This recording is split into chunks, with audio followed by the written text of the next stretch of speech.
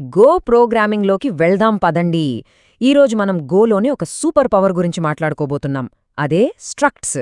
మన సొంత డేటా టైప్లను తయారు చేయడానికి ఇవే మనకు పునాది రాళ్ళు అనమాట. అసలీ స్ట్రక్ట్ అంటే ఏంటి? సింపుల్గా చెప్పాలంటే ఇదొక ఖాళీ డబ్బా లాంటిది. ఆ డబ్బాలో మనకు కావాల్సిన రకరకాల వస్తువుల్ని అంటే డేటాని ఒకే చోట పెట్టుకోవచ్చు. నిజ జీవితంలోని వస్తువులను మన కోడ్లో చూపించడానికి గో మనకిచ్చిన ఒక భలే టూల్ ఇది. ఈరోజు మన ప్రయాణంలో ముందుగా స్ట్రక్ట్ బేసిక్స్తో మొదలుపెట్టి వాటిని ఎలా కలపాలో అంటే నెస్టింగ్ గురించి, ఆ తర్వాత ఒక చిన్న మ్యాజిక్ లాంటి ప్రమోషన్ గురించి, అలాగే వాటికి యాక్షన్స్ ఎలా జోడించాలో, చివరిగా రెండు స్ట్రక్ట్స్ ఒకటేనా కాదా అని ఎలా చెక్ చేయాలో ఇవన్నీ చూద్దాం. సరే, ఇంకెందుకు ఆలస్యం, మొదలుపెట్టేద్దాం. మన మొదటి సెక్షన్ గో స్ట్రక్ట్స్ 101 అంటే ఒక బేసిక్ స్ట్రక్ట్ని ఎలా రాయాలి, దానికి విలువలు ఎలా ఇవ్వాలి, ఇవన్నీ చూసేద్దాం రండి. టైప్ కీవర్డ్తో మొదలుపెట్టి మన స్ట్రక్ట్కి ఒక పేరు, ఇక్కడ అడ్రస్ అని ఇచ్చాం. ఆ తర్వాత స్ట్రక్ట్ అనే కీవర్డ్ అంతే. ఆ తర్వాత కర్లీ బ్రేస్ల మధ్యలో మనకేమేం కావాలో అంటే ఫీల్డ్స్, వాటి పేర్లు, వాటి డేటా టైప్లు. ఇక్కడ name, city, strings, pin code ఒక ఇంటీజర్ అనమాట. చాలా సింపుల్ కదా. ఒక స్ట్రక్ట్కి వాల్యూస్ ఇవ్వడానికి కొన్ని పద్ధతులున్నాయి. మొదటిది స్ట్రక్ట్ లిటరల్. ఇక్కడ ఫీల్డ్స్ ఏ ఆర్డర్లో ఉన్నాయో అదే ఆర్డర్లో వాల్యూస్ ఇవ్వాలి. రెండో పద్ధతి నాకు చాలా ఇష్టం, ఫీల్డ్ పేర్లని వాడటం. చూడండి, నేమ్ ఈక్వల్స్ టు అనికా అని ఇలా రాయడం వల్ల కోడ్ చాలా క్లియర్గా ఉంటుంది. రేపొద్దున చూసినా కన్ఫ్యూజన్ ఉండదు. సరే, స్ట్రక్ట్ క్రియేట్ చేశాం, వాల్యూస్ ఇచ్చాం. మరి అందులో ఉన్న డేటాని వాడటమెలా, మార్చడమెలా? చాలా సింపుల్, డాట్ ఆపరేటర్ వాడితే సరి. ఇక్కడ చూడండి, సి.నేమ్ అని రాస్తే కార్ పేరు వస్తుంది. అలాగే సి.కలర్ బ్లాక్ అని రాస్తే దాని కలర్ని మార్చేయొచ్చు. చాలా ఈజీ. బేసిక్స్ అన్నీ వచ్చేశాయి కదా. ఇప్పుడు ఈ చిన్న చిన్న బిల్డింగ్ బ్లాక్స్ని కలిపి ఇంకా పెద్ద కాంప్లెక్స్ స్ట్రక్చర్స్ని ఎలా కట్టాలో చూద్దాం. మన రెండో సెక్షన్ నెస్టింగ్ మరియు కాంపోజిషన్. ఇప్పుడు మనం రెండు వేరువేరు సింపుల్ స్ట్రక్చర్స్ తీసుకుందాం. ఒకటి పర్సన్, ఇందులో పేరు, వయసు లాంటి వివరాలున్నాయి. రెండోది అడ్రస్, ఇందులో ఊరు, రాష్ట్రం ఉన్నాయి. ప్రస్తుతానికి ఇది రెండు వేర్వేరు మన బిల్డింగ్ బ్లాక్స్ అన్నమాట. ఇప్పుడు మ్యాజిక్ చూడండి, ఈ రెండు బ్లాక్స్ని కలపబోతున్నాం. ఈ కొత్త పర్సన్ స్ట్రక్ట్లో గమనించండి, ఇంతకుముందు మనం క్రియేట్ చేసిన అడ్రస్ స్ట్రక్ట్ని ఒక ఫీల్డ్గా పెట్టేశాం. దీన్నే నెస్టింగ్ అంటారు. ఇది చాలా పవర్ఫుల్ కాన్సెప్ట్. గోలో ఇన్హెరిటెన్స్కి బదులుగా వాడేది ఈ కంపోజిషన్ పద్ధతినే. ఓకే, ఒక స్ట్రక్ట్ లోపల ఇంకో స్ట్రక్ట్ ఉంది, బానే ఉంది.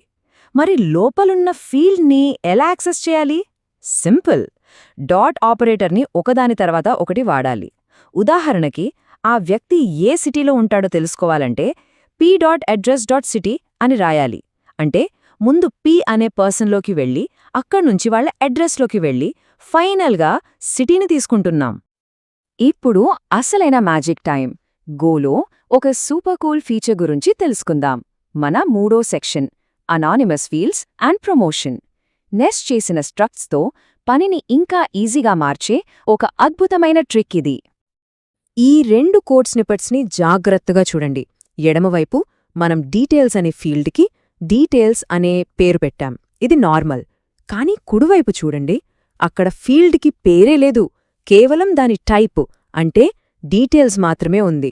పేరు లేదు కాబట్టే దీన్ని అనానిమస్ ఫీల్డ్ అంటాం. చూడ్డానికి చిన్న మార్పే కదా, జస్ట్ ఒక పేరు తీసేశాం అంతే. దీనివల్ల అంత పెద్ద తేడా ఏమొస్తుంది? ఇదే ఆ మ్యాజిక్. ఎడమవైపు పేరున్నప్పుడు మనం values.details.name అని పొడుగ్గా రాయాలి. కాని కుడివైపు అనానిమస్ ఫీల్డ్ వాడినప్పుడు లోపలున్న ఫీల్డ్స్ ఆటోమేటిక్గా పైకి ప్రమోట్ అవుతాయి. దాంతో మనం నేరుగా values.name అని రాసేయొచ్చు. చూసారా, కోడ్ ఎంత క్లీన్గా, సింపుల్గా అయిపోయిందో? ఈ ప్రమోషన్ అనేది కేవలం ఫీల్డ్స్కే కాదు, మెథడ్స్కి కూడా పనిచేస్తుంది. అంటే లోపలున్న స్ట్రక్ట్కి ఏవైనా మెథడ్స్ ఉంటే వాటిని కూడా మనం బయట స్ట్రక్ట్ నుంచే నేరుగా కాల్ చేయొచ్చు. ఇది కోడ్ రీయూజ్ చేయడానికి గోలో ఉన్న ఒక అద్భుతమైన, సొగసైన మార్గం. ఓకే, ఇప్పటిదాకా మన స్ట్రక్చర్స్కి ఎముకలు అంటే డేటాని ఎలా పెట్టాలో చూసాం. ఇప్పుడు దానికి ప్రాణం అంటే యాక్షన్స్ ఎలా పోయాలో చూద్దాం. మన నాలుగో సెక్షన్ ఫీల్డ్స్గా ఫంక్షన్లు.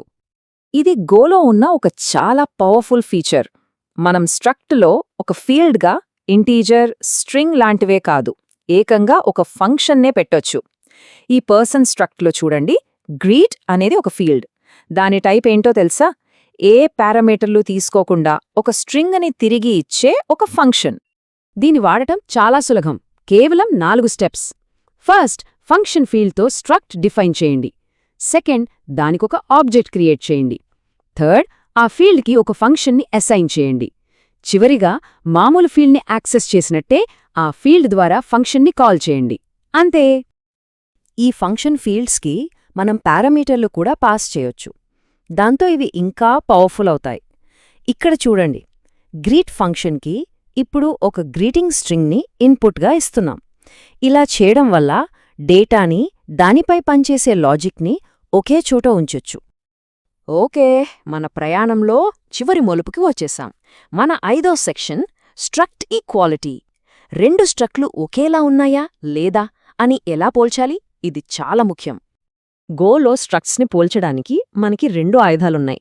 ఒకటి డబుల్ ఈక్వల్స్ ఆపరేటర్, రెండోది రిఫ్లెక్ట్.deep=. అనంట. ఒకవేళ మీ స్ట్రక్ట్లో స్లైస్లు, మ్యాప్లు, ఫంక్షన్లు లాంటి కాంప్లెక్స్ ఫీల్డ్స్ లేకపోతే సింపుల్గా డబుల్ ఈక్వల్స్ వాడేయచ్చు. ఇది చాలా ఫాస్ట్.